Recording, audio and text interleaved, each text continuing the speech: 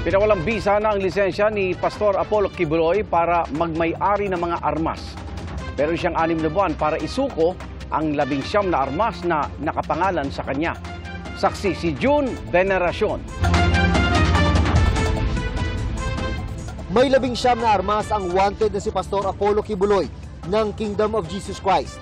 Pero ngayon, alinsunod sa 3 pahinang resolusyong pirmado mismo ni PNP Chief Romel Francisco Marbil, the license to own and possess firearms and firearms registration of Apollo Carion Kibuloy are hereby revoked immediately.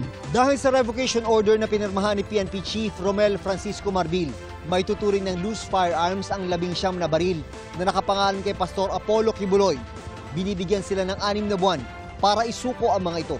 Kung hindi po nila ito maibabalik po dahil considered loose firearms na rin po ito, maaari po silang maharap sa kaso for illegal possession of firearms.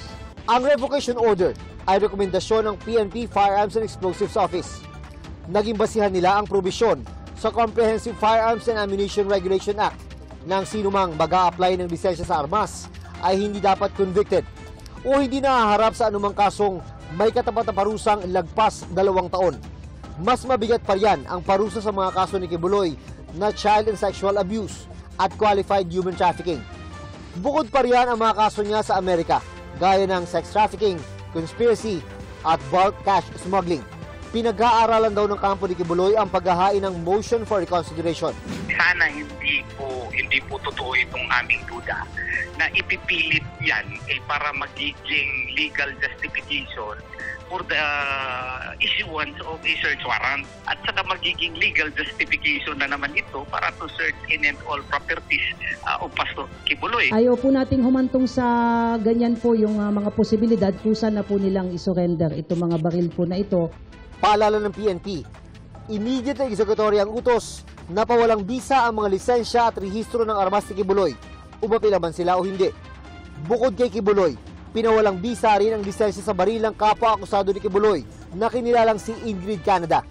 Ngayong at large pa rin si Kibuloy, may babala rin ng PNP sa sinumang tumutulong sa kanyang magtago, lalo't hinala ng pulisya, may nagkakanlong sa pastor. We have to also understand na yung subject po ng warrants of arrest na ito also has a vast resources na nagagamit din po niya sa kanyang pagtatago. Humingi na rin ang mga prosecutor ng whole departure order para kay Kibuloy.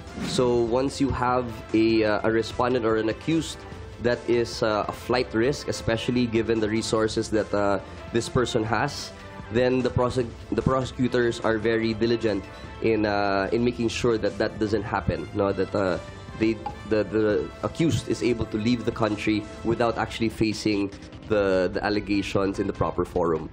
Para sa GMA Integrated News, June Veneracion ang inyong saksi. Mga kapuso, sama-sama tayong maging saksi.